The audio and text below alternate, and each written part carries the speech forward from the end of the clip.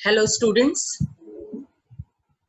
आज हम जिस विषय पर चर्चा करने जा रहे हैं वो है आधुनिक राज्यों में लोक प्रशासन की भूमिका। लोक प्रशासन यानी जनहित के लिए किया जाने वाला प्रशासन। चूंकि जनहित के ज्यादातर कार्य सरकार के द्वारा किए जाते हैं, इसलिए साधारण शब्दों में हम कह सकते हैं कि सरकारी कार्यों का प्रशासन लोक प्रशासन। जहां तक आधुनिक राज्य की बात है, आधुनिक राज्य जैसा हम जानते हैं लोकतांत्रिक राज्य हैं, जिनमें जनहित को सर्वोच्च प्रमुखता दी जाती है। जनहित को केंद्र में रखकर शासन और प्रशासन का संचालन किया जाता है।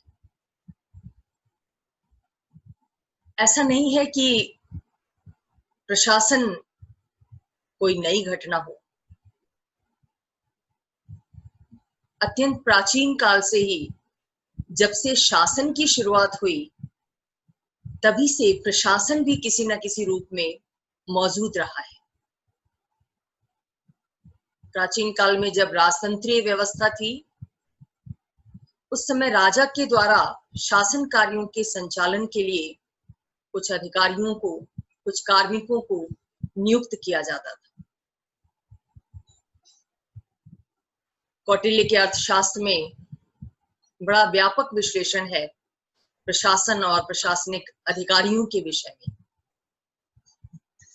बहुत सारे प्रशासनिक अधिकारियों के नाम मिलते हैं कौटिल्य के अर्थशास्त्र में, जैसे ग्रामिक, विंशतिक, समाहर्ता।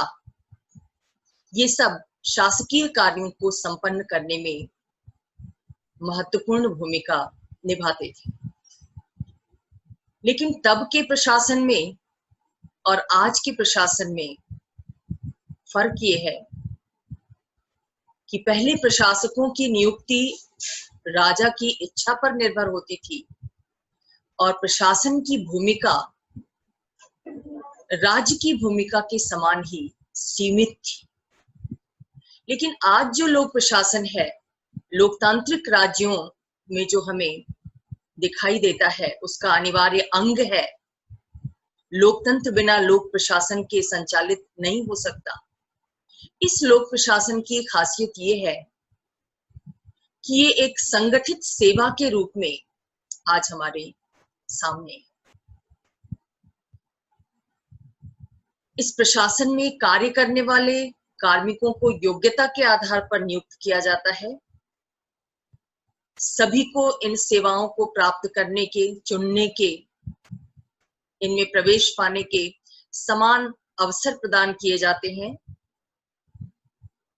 आप में से बहुत से युवाओं की आकांक्षा होती है लोक प्रशासन में पदों को प्राप्त करने की, लोक सेवाओं को ज्वाइन करने की।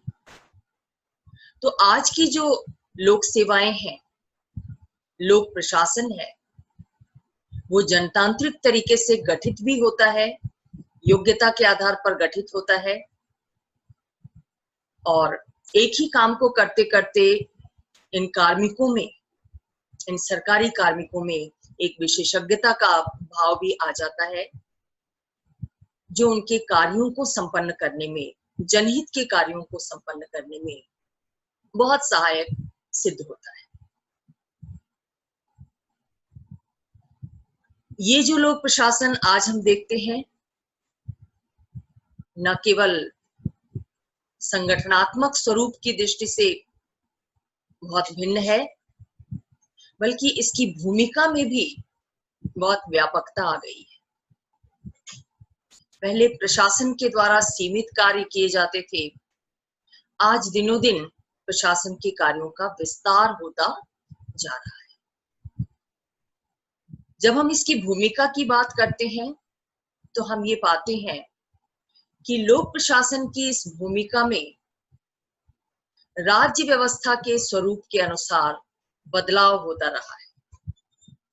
केवल राज्य व्यवस्था ही नहीं, बल्कि जैसे जैसे सामाजिक और आर्थिक परिस्थितियां बदली हैं, वैसे वैसे लोक प्रशासन की भूमिका में भी बदलाव आया है।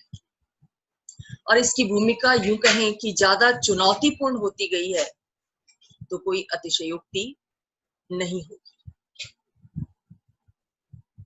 सामाजिक परिस्थितियों में क्या बदलाव आया? आप जानते हैं कि पहले सामाजिक जीवन अत्यंत सरल था, लोगों की आवश्यकताएं कम थी, लेकिन जैसे जैसे सभ्यता का विकास हुआ, सामाजिक व्यवस्था का विकास हुआ, लोगों की आकांक्षाओं में परिवर्तन आते गए, लोगों की जीवन शैली बदलती गई। राष्ट्रीय अंतर्राष्ट्रीय स्तर पर बहुत सारे ऐसी घटनाएं, ऐसी परिस्थितियां उपस्थित हुई, जिन परिस्थितियों को हैंडल करना प्रशासन के लिए न केवल चुनौतीपूर्ण बन गया, बल्कि प्रशासन को इस नई भूमिका के लिए, नई परिस्थितियों के अनुसार नई और व्यापक भूमिका के लिए खुद को तैयार भी करना पड़ा। औद्योगिकरण हुआ, उसके साथ नगरीकरण जुड़ा। उसके बाद हम देखते हैं कि दुनिया को दो महायुद्धों का सामना करना पड़ा। महायुद्धों से जनित तमाम संगठनात्मक संस्थाएं अंतर्राष्ट्रीय स्तर पर अस्तित्व में आई। League of Nations, United Nations, उसके विभिन्न अंग। तो इन सब बदलती परिस्थितियों के मद्देनजर प्रशासन के दृष्टिकोण में, उसकी भूमिका में ऑल ओवर वर्ल्ड में बहुत ज्यादा परिवर्तन आया। और लोक प्रशासन की ये भूमिका विकासशील लोकतांत्रिक राज्यों में हम देखते हैं कि और ज्यादा चुनौतीपूर्ण हो गई है।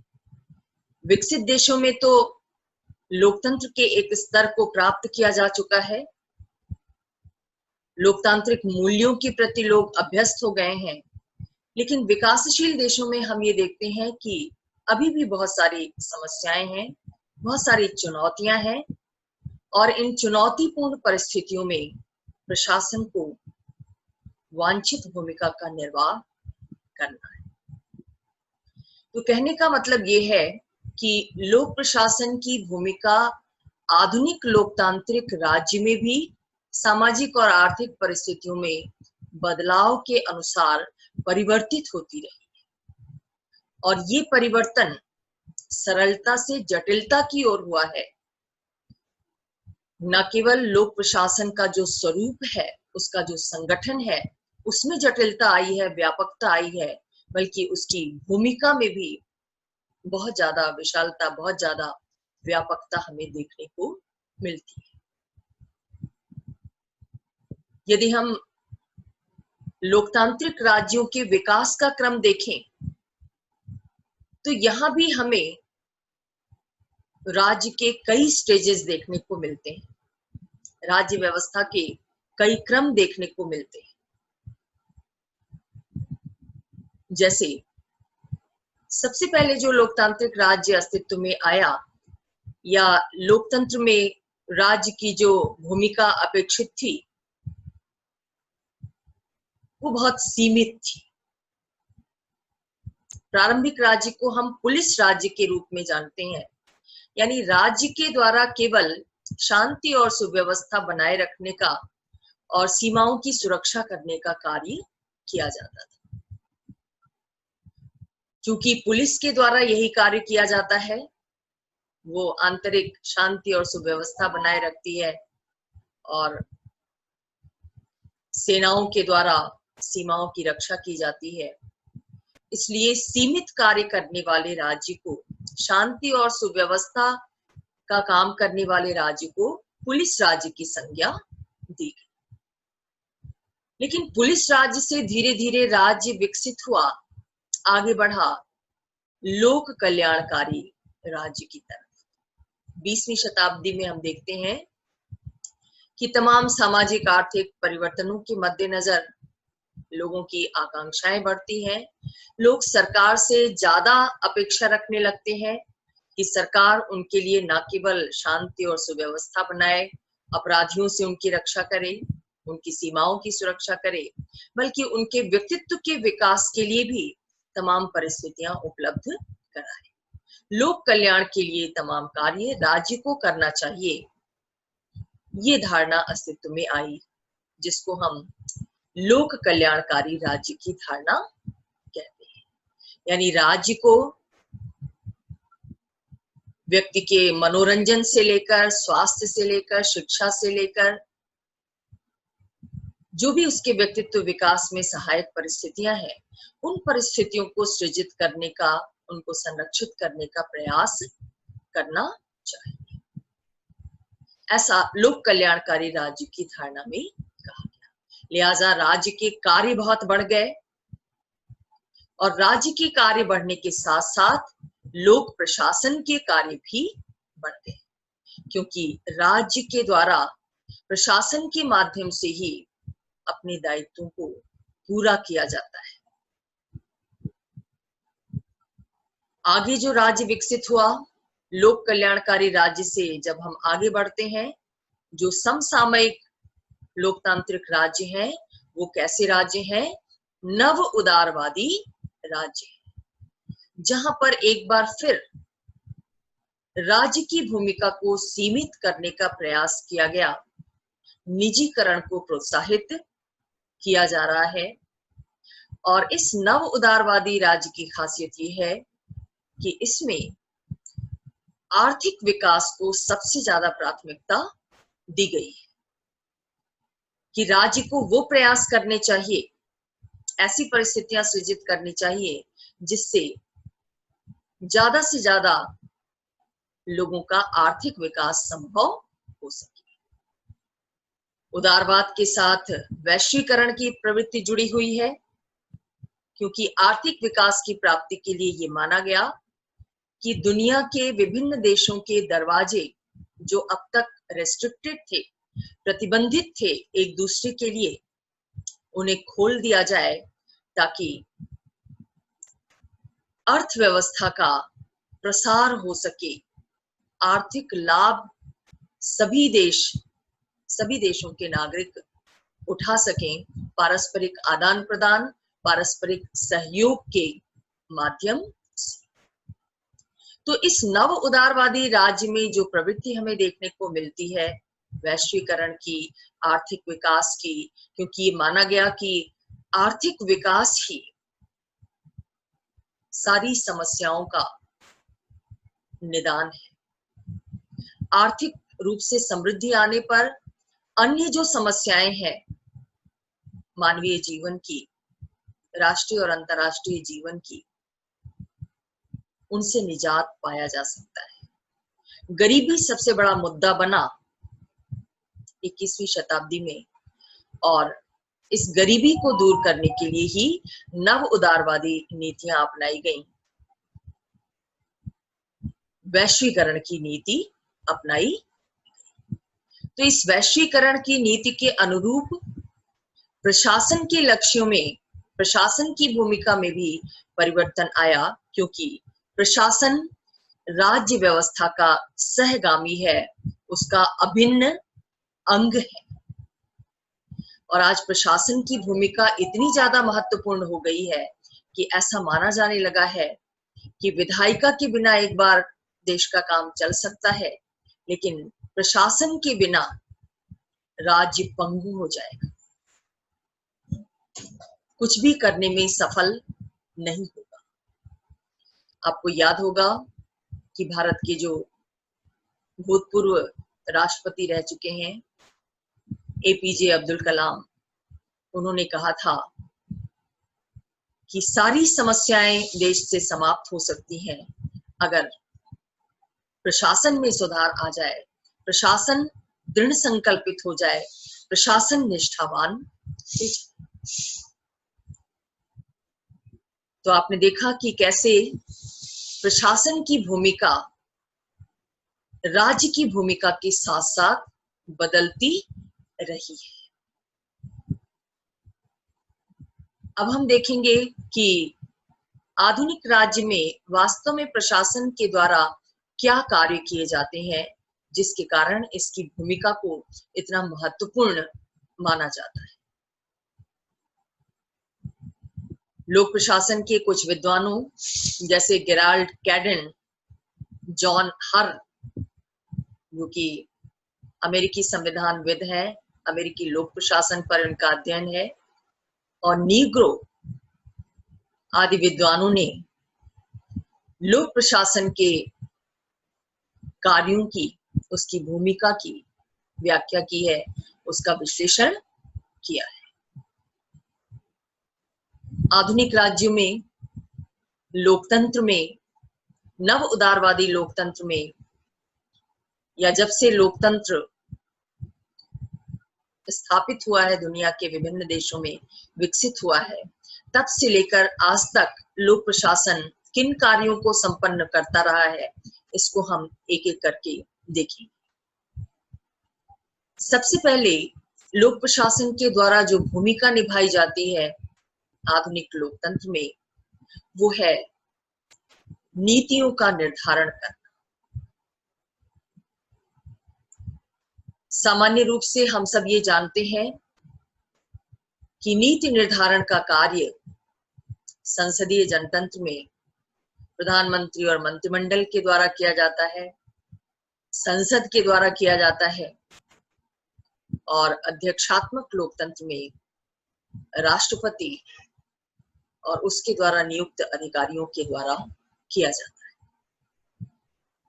ये अधिकारी कौन होते हैं? ये प्रशासनिक अधिकारी होते हैं। वास्तव में नीति का निर्माण उनके द्वारा ही किया जाता है। क्यों? इसके पीछे वजह है। प्रधानमंत्री, मंत्रिपरिषद या संसद बेशक जनता के प्रतिनिधि होते हैं, जन इच्छा के प्रतीक होते हैं, लेकिन नीति निर्धारण एक टेक्निकल विषय है, तकनीकी कार्य है। देश के लिए नीतियों का निर्धारण करते समय बहुत सारे जमीनी स्तर पर आंकड़ों को इकट्ठा करना पड़ता है, वस्तु स्थिति को जानना पड़ता है, जनता की आवश्यकताओं को ध्यान में रखना पड़ता है, कौन से चैलेंजेस सामने हैं, कौन सी बाधाएं सामने हैं, इनको ध्यान में रखना होता है। और विषय को इतनी व्यापकता के साथ देखने में जनप्रतिनिधि सक्षम नहीं होते। क्यों? क्योंकि जनप्रतिनिधि बनने के लिए किसी शैक्षणिक या तकनीकी योग्यता की जरूरत नहीं होती। जनता में लोकप्रिय होना और उनका वोट प्राप्त करके संसद में उन्हें पहुंचना होता है। लेकिन संसद में पहुंचने के बाद चूंकि उन्हें विभिन्न विषयों का, सार्वजनिक विषयों का बहुत व्यापक ज्ञान नहीं होता, वस्तु स्थिति की जानकारी नहीं होती, इसलिए वो नीति निर्धारण करने में सक्षम नहीं होते, पूरी तरह सफल नहीं होते। इसीलिए लोकतंत्र की, लोकतांत्रिक व्यवस्था की इस कमी को दूर करने के लिए ही लोक प्रशासन का विकास किया गया, उसकी व्यवस्था की गई। क्योंकि इस लोक प्रशासन में जो सरकारी अधिकारी होते हैं वो योग्यता के आधार पर पद धारण करते हैं, उनके द्वारा अपने कार्य को एक आजीविका के रूप में अपनाया जाता है, और ऐसा माना जाता है कि कठिन प्रतियोगिता परीक्षा पास करने के बाद उनके द्वारा विभिन्न सार्वजनिक विषयों की अच्छी समझ रखी जाती है। नीति निर्धारण के लिए जो भी आंकड़े जरूरी होते हैं उनको ये प्रशासनिक अधिकारी इकट्ठा करते हैं, विश्लेषित करते हैं और प्रधानमंत्री और मंत्रिमंडल के सामने रखते हैं, राजनीतिक कार्यपालिका के सामने रखते हैं। तो नीति निर्धारण में इनकी इस तरीके से महत्वपूर्ण भूमिका होती है। और वास्तव में यदि हम देखें तो पर्दे के पीछे वास्तविक नीति निर्धारण का कार्य इनके द्वारा ही किया जाता है। बिना इनके सहयोग के, बिना इनकी पहल के शासन कोई नीति निर्धारित नहीं कर सकता। राजनीतिक कार्यपालिका अपने आप को असहाय महसूस करती है बिना इनके सहयोग।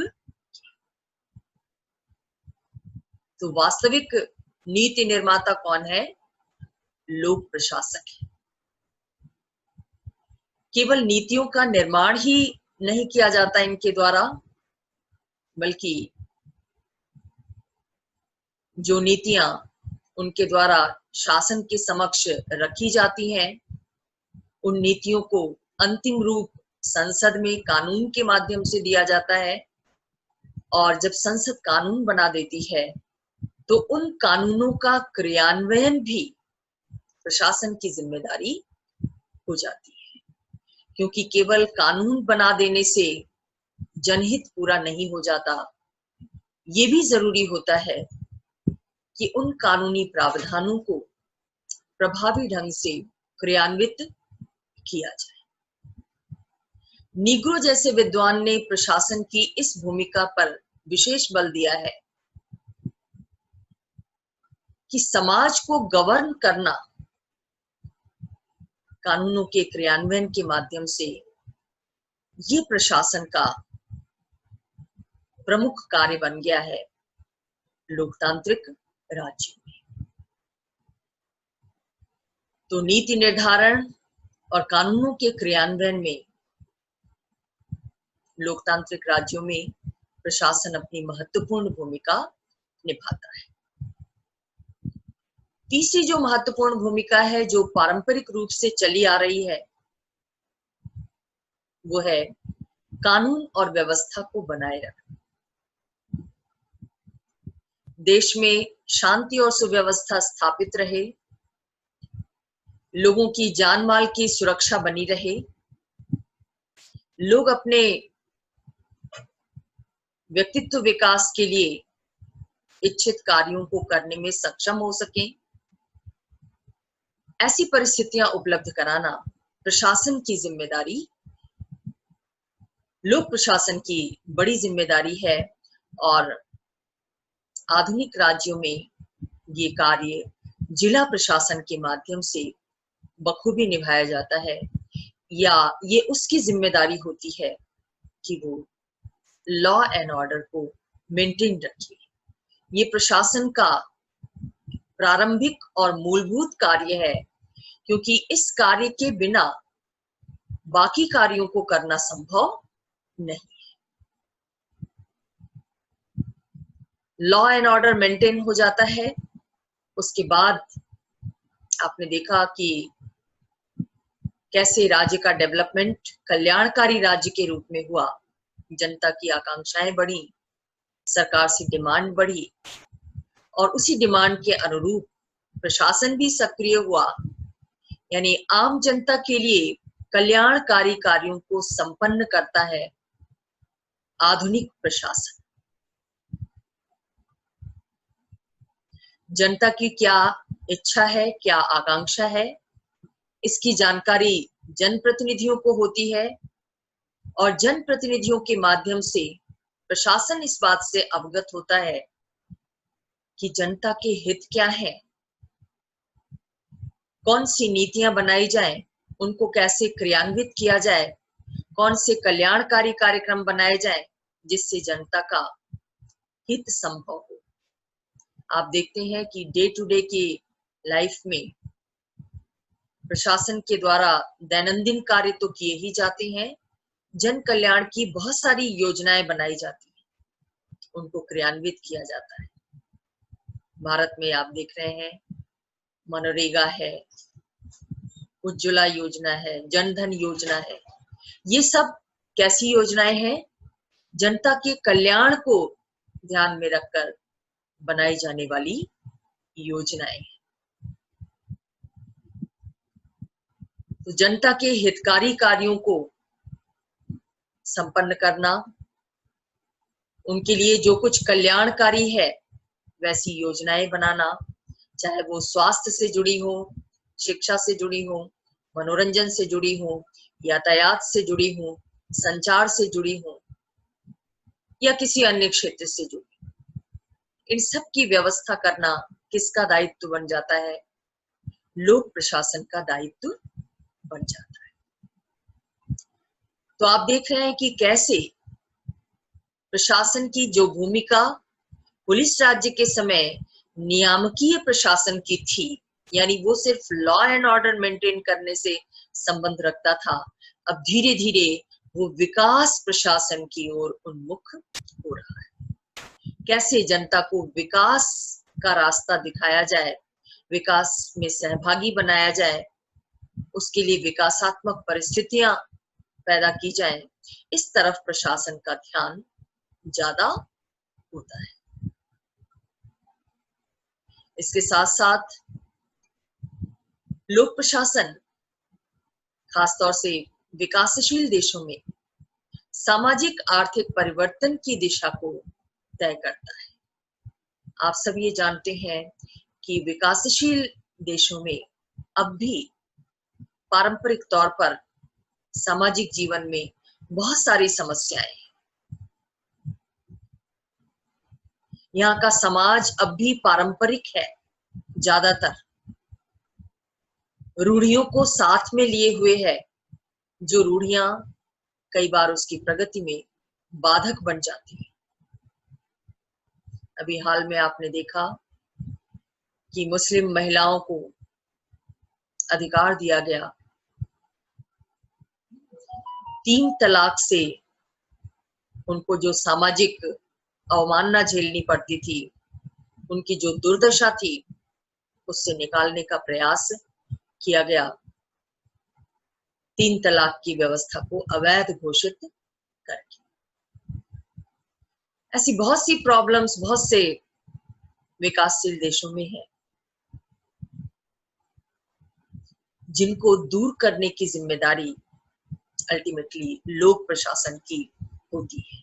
प्रशासन के लिए एक चुनौती भी है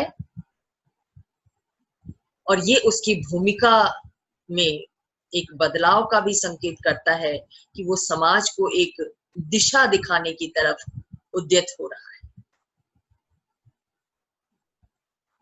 परिवर्तन विकास की तरफ हो, सामाजिक विकास की तरफ, आर्थिक विकास की तरफ, वो प्रगति उन्मुख हो, इसको देखना, इसका विश्लेषण करना, इसके लिए नीति निर्धारित करना, ये प्रशासन की जिम्मेदारी है।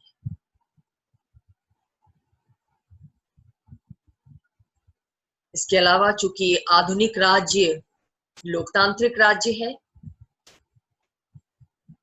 ऐसे में लोकतांत्रिक मूल्यों का संरक्षण लोक प्रशासन की एक बड़ी जिम्मेदारी बन जाती है।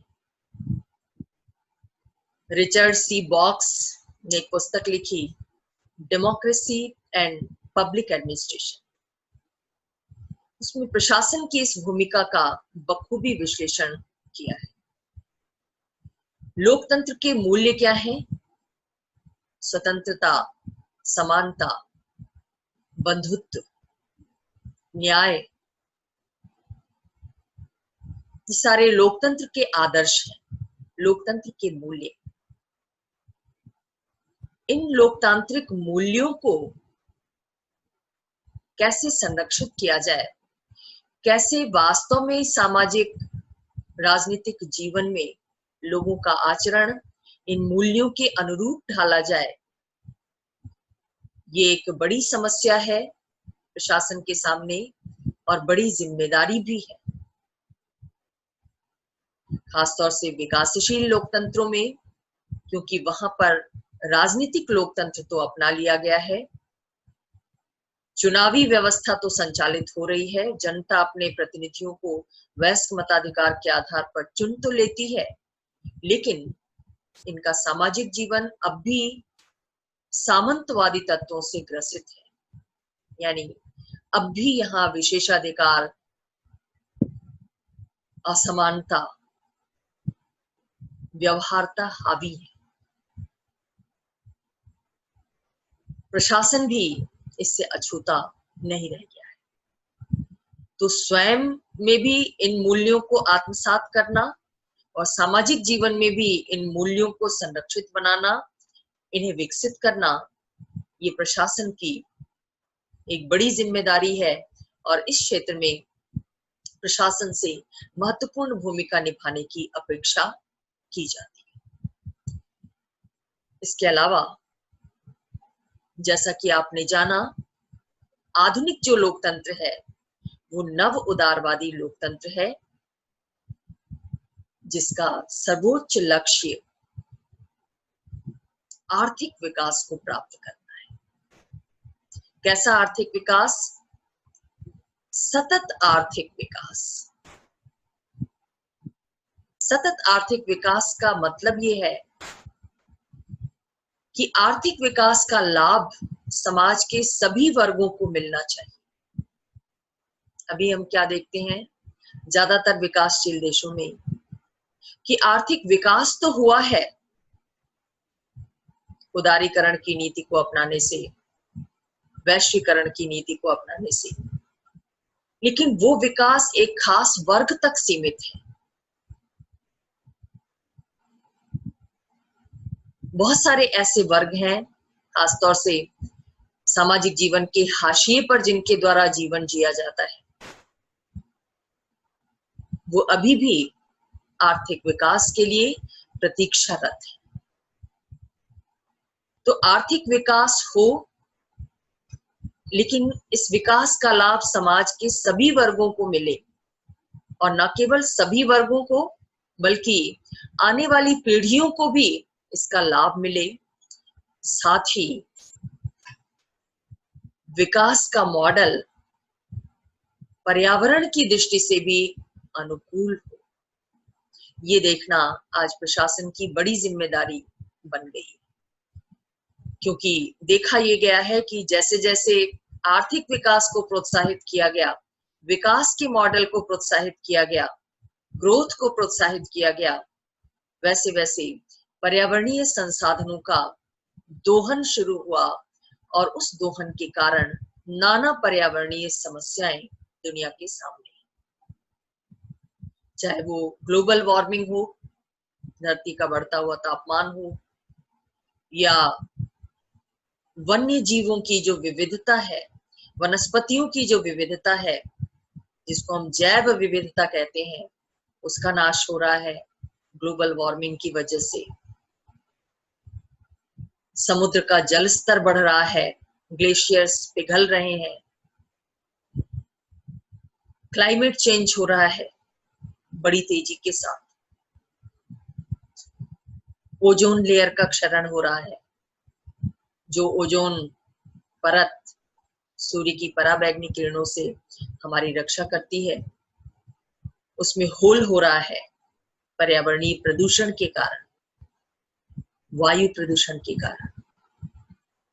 नदियों का जल प्रदूषित हो रहा है, मिट्टी प्रदूषित हो रही है। तो ये जो नाना पर्यावरणीय समस्याएं हैं, उन समस्याओं की जड़ क्या है? हमारा विकास का मॉडल, आर्थिक विकास का मॉडल। तो आज प्रशासन के सामने एक बड़ा चैलेंज ये है, लोक प्रशासन के सामने, उसे जनहित के लिए कार्य करना है, जनता के जीवन को सुरक्षित बनाना है, और इसलिए आर्थिक विकास के साथ साथ उसे पर्यावरण को भी सुरक्षित बनाने के उपाय करना है। और यही वजह है कि आप देखते हैं कि विभिन्न योजनाओं के माध्यम से, प्रशासनिक आदेशों के माध्यम से पर्यावरण संरक्षण के प्रयास किए जा रहे हैं। विश्व स्तर पर भी नीतियां बनती हैं पर्यावरण को सुरक्षित बनाने के लिए।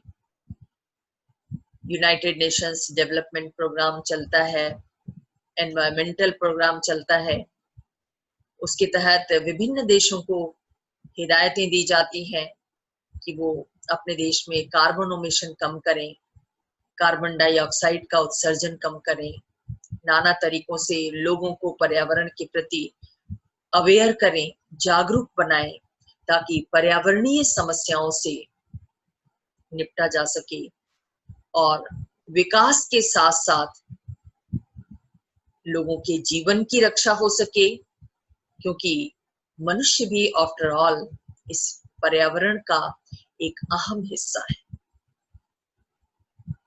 तो ये एक बड़ी चुनौती है प्रशासन के सामने, जिस चुनौती को स्वीकार करना है और प्रशासन, लोक प्रशासन इसे स्वीकार भी कर रहा है, इस हेतु कार्य भी कर रहा है। आर्थिक विकास के लिए आप देख रहे हैं कि प्रशासन में बहुत सारे चेंजेस लाए जा रहे हैं। कैसे विदेशी निवेशकों को आकर्षित किया जाए, क्योंकि जितना ज्यादा विदेशी निवेश होगा उतने ज्यादा उद्योग धंधे लगेंगे देश में, लोगों को रोजगार प्राप्त होगा, लोगों की आमदनी बढ़ेगी, जीवन शैली में बदलाव आएगा। तो ये कोशिश की जा रही है भारत जैसे देश में कि विदेशी निवेशकों को उद्योग स्थापित करने में ज्यादा नियम कानूनों की परेशानी न झेलनी पड़े, उनकी बाधा न झेलनी पड़े। इसलिए लाइसेंस, कोटा, परमिट राज्य को शिथिल करते हुए सिंगल विंडो प्रोग्राम चलाया जा रहा है कि उद्योगपतियों को एक ही विंडो से उद्योग को स्थापित करने संबंधी सारी प्रक्रिया उनकी पूरी हो जाए, उन्हें कोई कानूनी बाधा या कार्यकारी बाधा का सामना न करना पड़े। इसके लिए बहुत सारे नीतिगत बदलाव किए जा रहे हैं, बहुत सारे संगठनात्मक बदलाव किए जा रहे हैं प्रशासन के अंदर, और बहुत सारे कार्यकारी बदलाव किए जा रहे हैं। अगर आप अपने आसपास प्रशासनिक कार्यों को देखते हैं, अनुभव करते हैं, तो आपको दिखाई देगा ये बदलाव स्पष्ट रूप से हो रहा है। तो आर्थिक विकास को प्रोत्साहित करना है प्रशासन को। प्रशासन इस दिशा में अपनी भूमिका का निर्वाह कर रहा है, साथ ही पर्यावरण संरक्षण की दिशा में संलग्न है, क्योंकि एक बड़ी चुनौती है उसके सामने। इसके साथ साथ आज के सूचना प्रौद्योगिकी के युग में लोक प्रशासन उसको प्रोत्साहित करने के लिए भी उद्यत दिखाई देता है।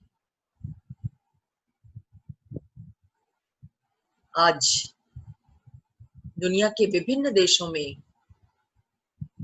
सूचना प्रौद्योगिकी के विकास पर जोर दिया जा रहा है, और ये सूचना प्रौद्योगिकी ही है जिसकी वजह से दुनिया इतनी सिमटी हुई सी नजर आती है। इतनी बड़ी दुनिया एक हथेली पर आ गई है, मोबाइल के माध्यम से एक स्क्रीन पर आ गई है, लैपटॉप और डेस्कटॉप के माध्यम से। इस सूचना प्रौद्योगिकी के बहुत लाभ हैं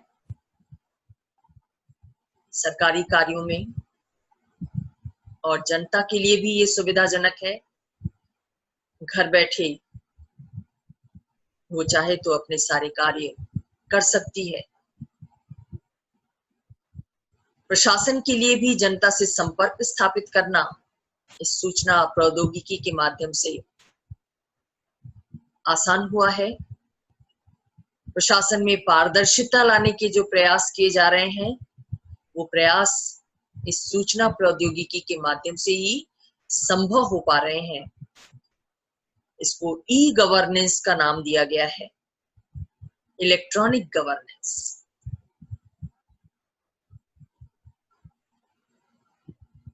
तो ये जो सूचना प्रौद्योगिकी है, इसने व्यक्तिगत और सार्वजनिक जीवन दोनों को सहज बनाया है, सुगम बनाया है, लेकिन इसके साथ साथ चुनौतियां भी बहुत हैं इसमें। आप जानते हैं सोशल मीडिया का जिस तेजी के साथ विकास हुआ है, ऐसे में सूचनाओं की बाढ़ आ गई है, और कई बार ऐसी सूचनाएं वायरल हो जाती हैं जो लॉ एंड ऑर्डर मेंटेन करने में दिक्कत उत्पन्न करती है। कई बार ऐसे मैसेजेस फॉरवर्ड हो जाते हैं सोशल मीडिया पर जो एक खास वर्ग को उत्तेजित कर देते हैं और उत्तेजना के फलस्वरूप हिंसा को प्रोत्साहन मिल सकता है। ऐसी संभावना बनती है और होता भी है। ऐसे में सूचना प्रौद्योगिकी का कैसे सकारात्मक ढंग से प्रयोग किया जा सके और उसके दुष्प्रभावों को मिनिमाइज किया जा सके, न्यूनतम किया जा सके, ये देखना प्रशासन की जिम्मेदारी है। ये एक नई चुनौती प्रशासन के सामने आई है, आधुनिक लोक प्रशासन के सामने, और इस चुनौती का सामना बड़ी मुस्तैदी, बड़ी सतर्कता और सजगता के साथ प्रशासन को करना है, क्योंकि उसे लोगों की अभिव्यक्ति की स्वतंत्रता को भी सुरक्षित बनाना है, मानवाधिकारों की सुरक्षा भी करनी है और साथ ही कानून और व्यवस्था में बाधक तत्वों को प्रतिबंधित भी करना है। आतंकवाद दुनिया के लिए एक बड़ी समस्या है और आतंकवादियों के द्वारा भी इस सूचना प्रौद्योगिकी का अपने कार्यों को अंजाम देने में बहुत कारगर तरीके से प्रयोग किया जा रहा है। तो ये चुनौती बड़ी चुनौती है जिसका सामना लोक प्रशासन को करना है, मानवाधिकारों की सुरक्षा के साथ साथ। आजकल सुशासन पर जोर दिया जा रहा है और सुशासन के अंतर्गत ये माना जाता है कि शासन और प्रशासन को मानवाधिकारों का रक्षक होना चाहिए। मानवाधिकार यानी वो परिस्थितियां जो मनुष्य को मनुष्य जीवन जीने के लिए आवश्यक होती है, एक गरिमापूर्ण जीवन जीने के लिए आवश्यक होती है। उनका जीवन सुरक्षित बनाने के लिए, उनके जीवन के विकास के लिए जरूरी होती है। वो परिस्थितियां मानवाधिकार कहलाती हैं, जैसे जीवन का अधिकार, काम प्राप्त करने का अधिकार, वेतन का अधिकार, अवकाश का अधिकार, कहीं भी शरण लेने का अधिकार, जीवन की रक्षा के, परिवार बनाने का अधिकार, विवाह करने का अधिकार, विश्राम करने का अधिकार, ये सब मानवाधिकार है जो मनुष्य होने के नाते राष्ट्र की सीमा से परे हर व्यक्ति को प्राप्त होती है या प्राप्त होनी चाहिए।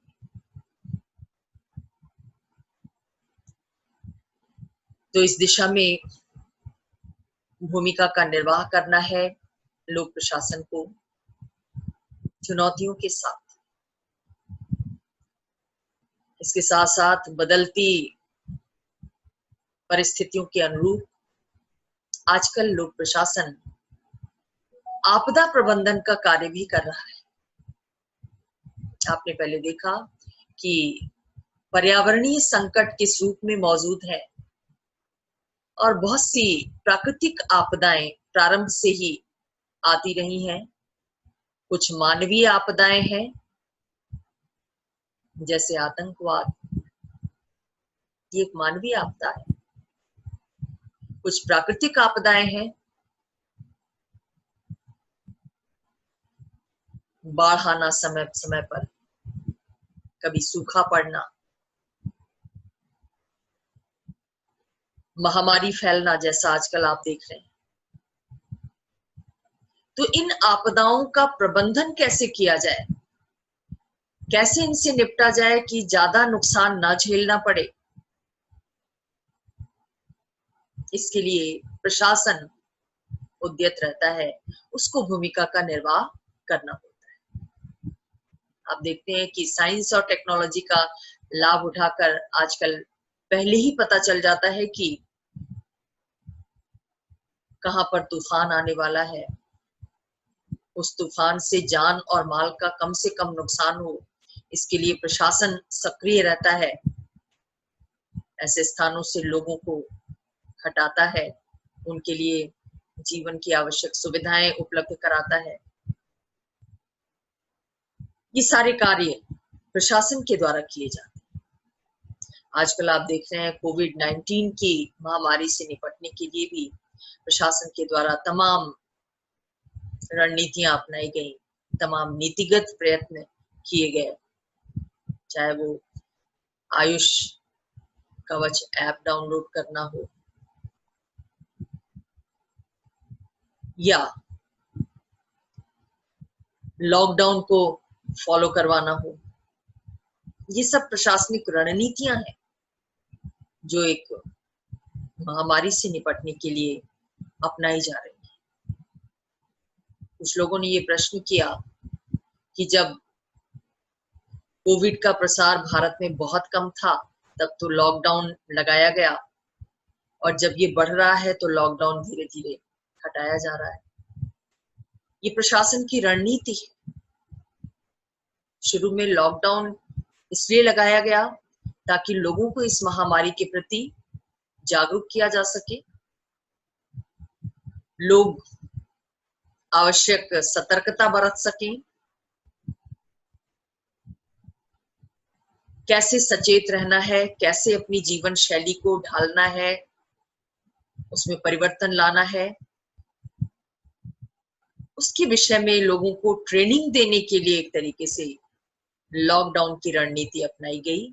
लोगों को घरों में रहने को बोला गया और घर में रहने के दौरान नाना माध्यमों से सूचना प्रौद्योगिकी का, जिसमें बहुत बड़ा रोल था, उसके माध्यम से तमाम वीडियोस, तमाम लेक्चर्स, तमाम वेबिनार्स, इन सब माध्यमों से लोगों को इस महामारी के प्रति अवेयर किया गया ताकि कम से कम जान का नुकसान। और दूसरी तरफ अर्थव्यवस्था को भी देखना था। लॉकडाउन की वजह से आप जानते हैं कि अर्थव्यवस्था दुनिया भर के देशों की बहुत हानि उठानी पड़ी है उसे। भारत जैसे देश को खास तौर पर इससे बहुत ज्यादा हानि उठानी पड़ी, लिहाजा लॉकडाउन को एक सीमा के बाद जारी ना रखने का निर्णय लिया। तो इस तरह से आपने देखा कि कैसे आधुनिक राज्य में लोक प्रशासन की भूमिका दिनों दिन बढ़ती जा रही है। जैसे जैसे परिस्थितियां बदल रही हैं, जैसे जैसे राज्य का स्वरूप बदल रहा है, वैसे वैसे प्रशासन की भूमिका बढ़ती जा रही है, व्यापक होती जा रही है और कहीं ज्यादा चुनौतीपूर्ण होती जा रही है।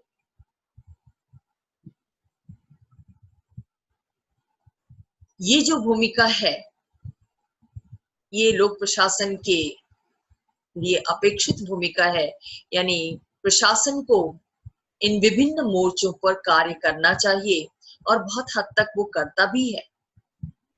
लेकिन बहुत से विचारक ऐसे हैं या बहुत से नागरिक भी विकासशील राष्ट्रों में विशेष रूप से ये अनुभव करते हैं कि लोक प्रशासन की जो वांछित भूमिका है, जो भूमिका उसे निभानी चाहिए, वास्तव में लोक प्रशासन उस भूमिका को सफलतापूर्वक नहीं निभा पा रहा है। इसकी वजह क्या है? सबसे बड़ी वजह पाई गई नौकरशाही प्रवृत्ति, जिसका मतलब है लोक सेवा में काम करने वाले जो लोग हैं वो कहलाते तो लोक सेवक हैं, लोक प्रशासक हैं। जनता के हित के लिए वो इस सेवा को अपनाते हैं, जनता की सेवा के लिए जाते हैं, लेकिन सेवा में घुसने के बाद उनके अंदर एक तरह का अहम भाव डेवलप हो जाता है।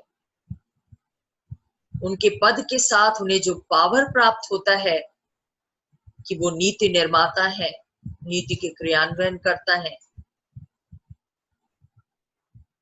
ये शक्ति उनके अंदर एक अहंकार का भाव पैदा कर देती है, वो शक्ति के प्रेमी हो जाते हैं। आज भी बहुत से इच्छुक युवाओं से अगर आप बात करेंगे कि आप लोक सेवा में क्यों जाना चाहते हैं, तो वो सेवा बताने के बजाय आपको बताएंगे कि वहां जाने पर पावर ज्यादा है, शक्ति ज्यादा है। तो इस शक्ति के मद में वो चूर हो जाते हैं, व्यवहारता,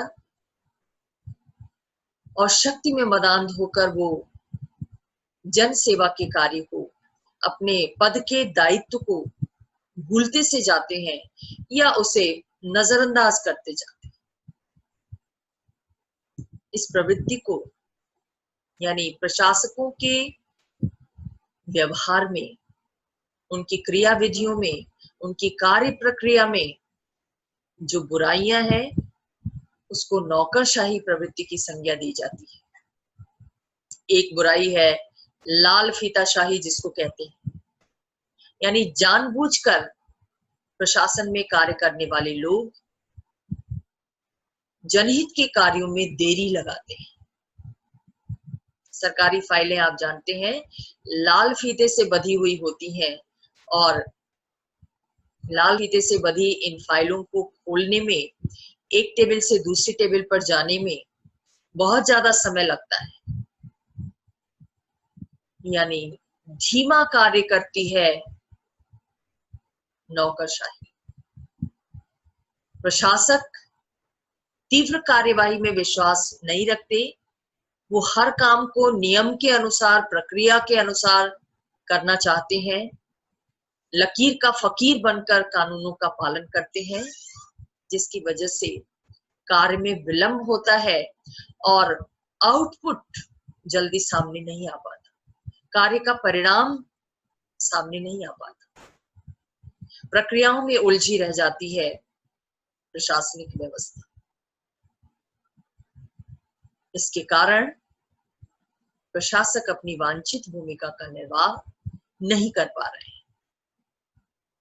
पारंपरिक रूप में हम देखते हैं विकासशील देशों में, मैं एक बार फिर कह रही हूं कि विकासशील देशों में ये प्रवृत्ति ज्यादा पाई जा रही है कि वो अब भी अपने कार्यों में गोपनीयता को बरतते हैं। आम जनता के लिए वो कार्य करते हैं या कहते हैं कि आम जनता के लिए कार्य कर रहे हैं, लेकिन उन कार्यों का खुलासा जनता के सामने नहीं करते, वो गुप्त रखते हैं। इससे जनता को पता नहीं चल पाता कि प्रशासन उनके लिए क्या कार्य कर रहा है, कौन सा कार्य उचित है, कौन सा कार्य अनुचित है, कौन सा कार्य वास्तव में कल्याणकारी है, कौन सा कार्य केवल कागजों पर है। और इसकी वजह है औपनिवेशिक संस्कृति से उनका चिपके रहे। विभिन्न विकासशील राष्ट्र कभी दुनिया के बड़े देशों के उपनिवेश रह चुके हैं। हमारा अपना देश भी ब्रिटेन का उपनिवेश रह चुका है लंबे समय तक, और ब्रिटिश लोगों ने यहाँ पर शासन और प्रशासन करते समय जो कल्चर प्रशासन का डेवलप किया, गोपनीयता बरतना, नियमों और कानूनों का बहुत ज्यादा पालन करना, लकीर का फकीर बनकर पालन करना, आम जनता से एक दूरी बनाए रखना, ये औपनिवेशिक कल्चर था, औपनिवेशिक प्रशासन की संस्कृति थी। उस समय तो बात समझ में आती थी कि भारत के नागरिक ब्रिटिश लोगों के लिए दूसरे देश के नागरिक थे, दोनों के सामाजिक परिवेश में बहुत बड़ा अंतर था, जागरूकता के स्तर में, जीवन शैली में बहुत बड़ा अंतर था। तो अंग्रेज भारतीयों से एक दूरी बनाकर रखते थे, भारतीयों को ग्रामीण, जाहिल तमाम तरीके से संबोधित करते थे। और यही वजह है कि उन पर अपना नियंत्रण कायम रखने के लिए तमाम उनके द्वारा लंबे चौड़े फॉर्म, दस्तावेज, कानूनों, प्रक्रियाओं, कठोर प्रक्रियाओं, इन सब की व्यवस्था की गई थी।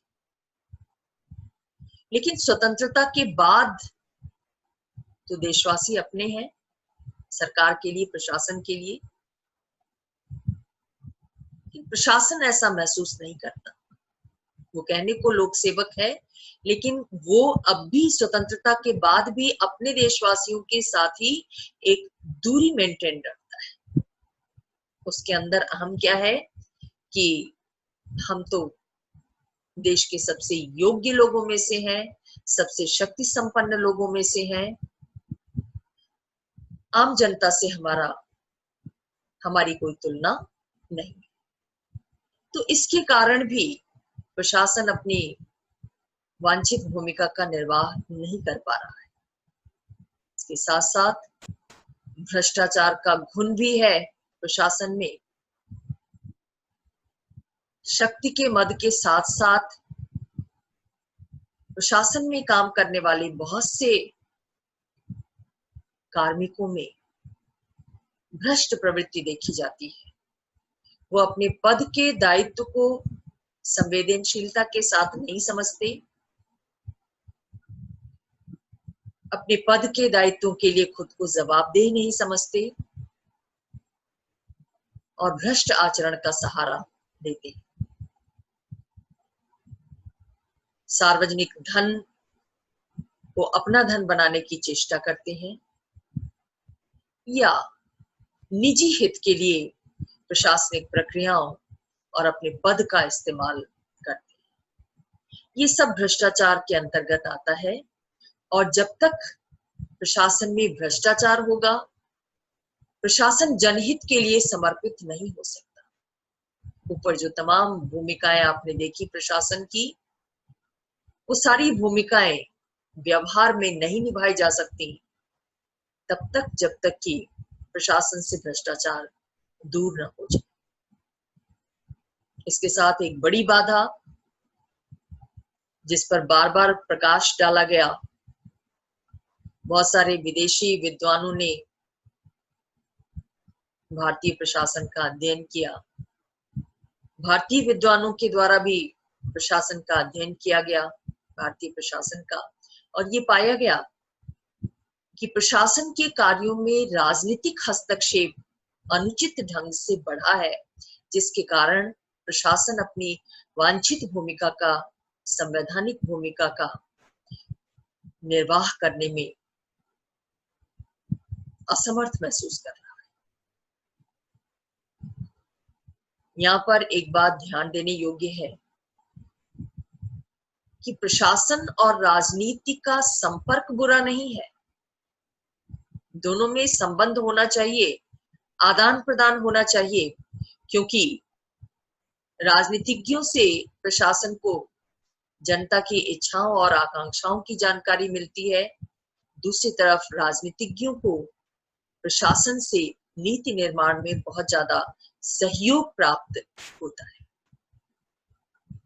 राजनीति और प्रशासन की डाइकोटोमी जो एक लंबे समय तक चली कि प्रशासन और राजनीति को अलग अलग रखा जाना चाहिए, वो डाइकोटोमी अब समाप्त हो गई है और ये मान लिया गया है कि राजनीति और प्रशासन को अलग अलग नहीं रखा जा सकता अगर लोक कल्याण के लक्ष्य को वास्तव में प्राप्त करना है तो।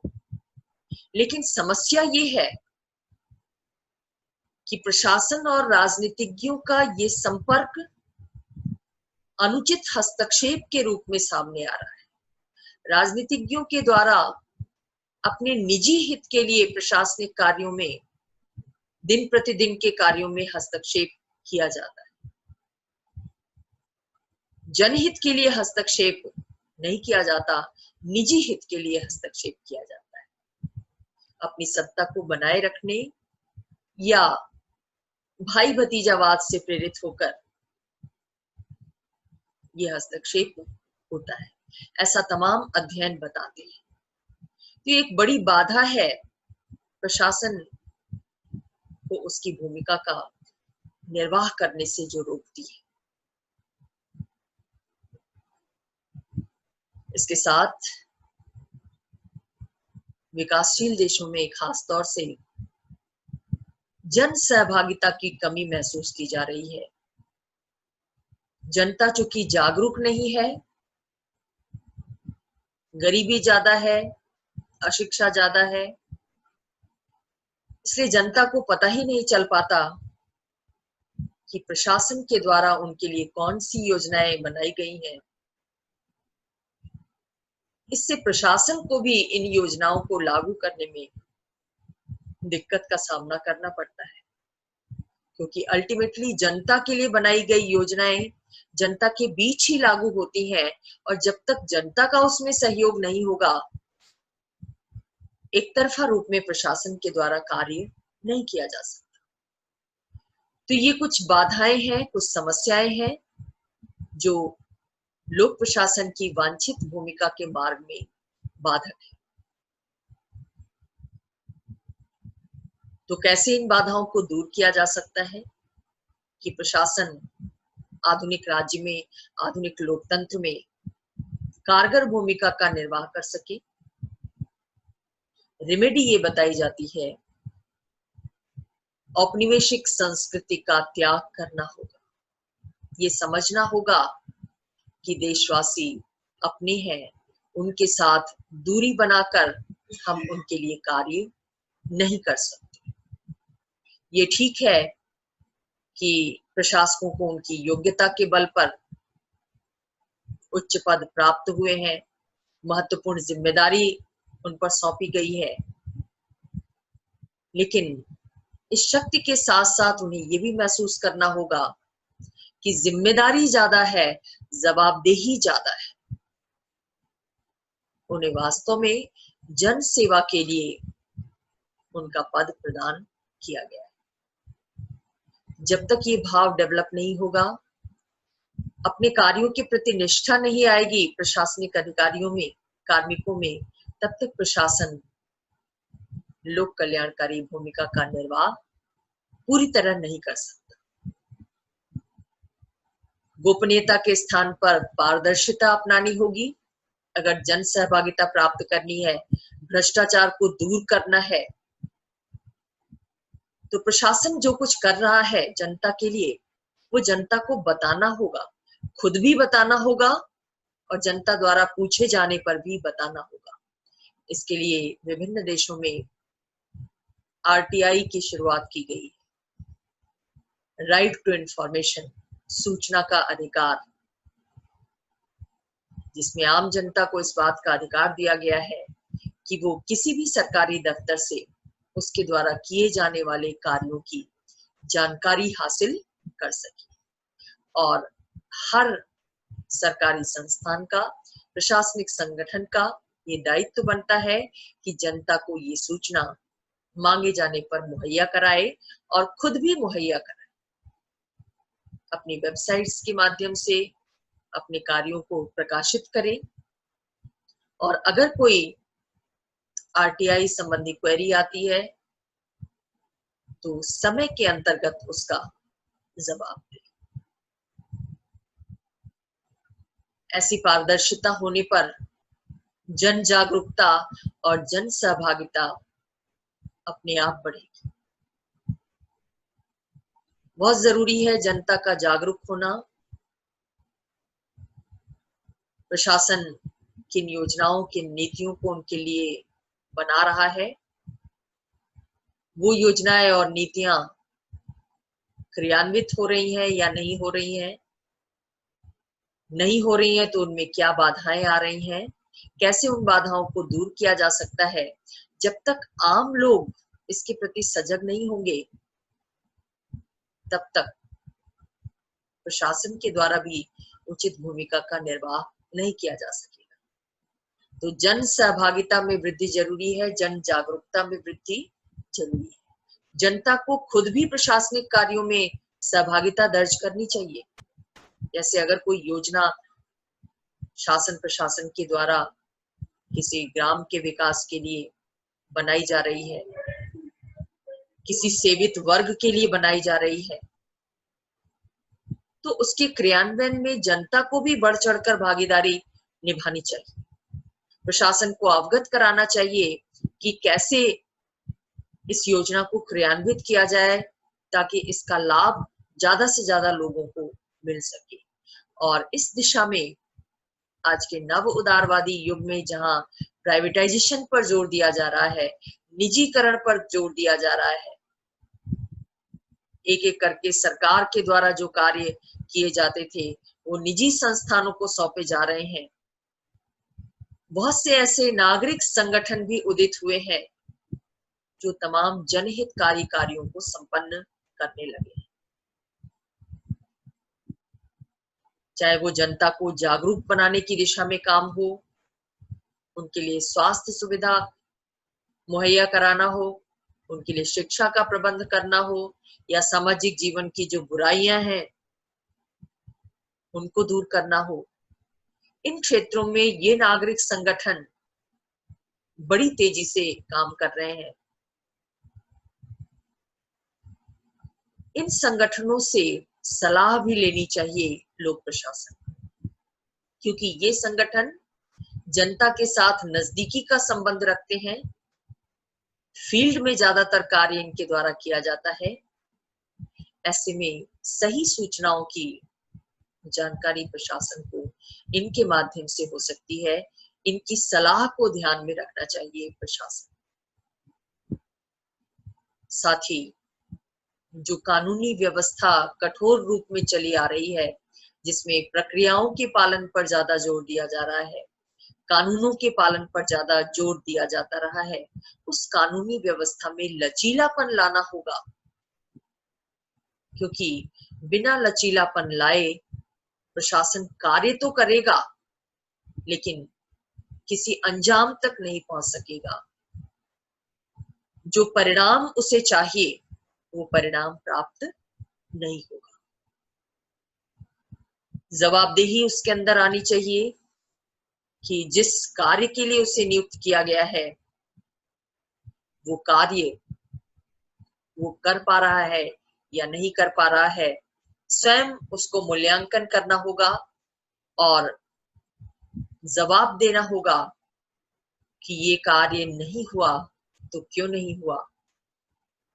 जब तक ये जवाबदेही का भाव नहीं आएगा तब तक प्रशासन वांछित भूमिका का निर्वाह नहीं कर सकेगा। और इसके लिए लोक सेवकों में चारित्रिक निष्ठा का होना बहुत जरूरी है। वैसे तो पद ग्रहण करते समय उन्हें उनके कोड ऑफ कंडक्ट बताए जाते हैं, उनके आचरण के नियम बताए जाते हैं, उनके विरुद्ध अनुशासनात्मक कार्यवाही की स्थितियों से उन्हें अवगत कराया जाता है, लेकिन व्यवहार में जब तक उनके अंदर खुद चारित्रिक निष्ठा का डेवलपमेंट नहीं होगा तब तक लोक कल्याण के कार्य और लोक कल्याणकारी भूमिका जो लोक प्रशासन की है वो तब तक जमीनी स्तर पर नहीं देखी जा सकती। इस दिशा में बहुत प्रयास हो रहे हैं समूचे विश्व में। प्रशासनिक व्यवस्था व्यापक परिवर्तन के दौर से गुजर रही है, क्योंकि उसकी भूमिका में बहुत बड़ा परिवर्तन आया है। उस परिवर्तन को ध्यान में रखते हुए प्रशासनिक संगठन में जो बुराइयां आ गई थी और प्रशासनिक कार्मिकों के आचरण में जो बुराइयां देखने को मिल रही थी, इन दोनों मोर्चों पर बड़ी तेजी से कार्य हो रहा है, नीतिगत निर्णयों के माध्यम से, क्रियात्मक प्रयासों के माध्यम से। तो आशा है आपको आधुनिक राज्य में लोक प्रशासन की भूमिका के विषय में पता चला होगा और आप खुद भी वस्तु स्थिति का विश्लेषण करने में आकलन करने में सक्षम होंगे।